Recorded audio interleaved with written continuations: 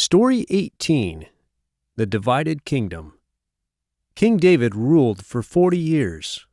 Then he died, and his son Solomon began to rule over Israel. God spoke to Solomon and asked him what he wanted most that God should do for him. Solomon asked that God would make him very wise. This pleased God, so he made Solomon the wisest man in the world.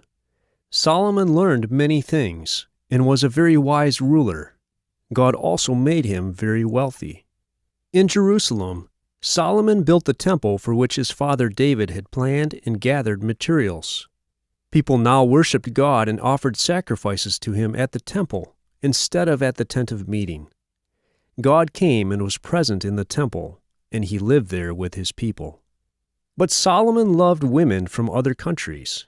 He disobeyed God by marrying many women, almost 1,000 of them.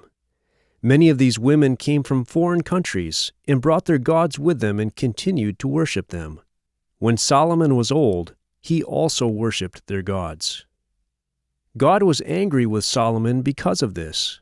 He said that he would punish him by dividing the nation of Israel into 2 kingdoms.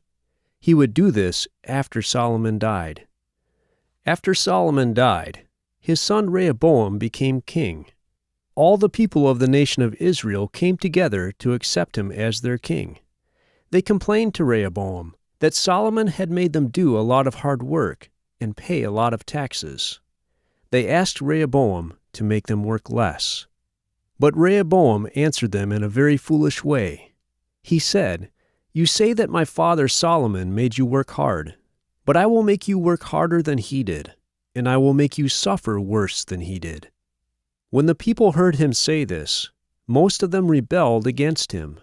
10 tribes left him, only 2 tribes remained with him. These 2 tribes called themselves the Kingdom of Judah. The other 10 tribes made a man named Jeroboam to be their king. These tribes were in the northern part of the land. They called themselves the Kingdom of Israel. But Jeroboam rebelled against God and caused the people to sin.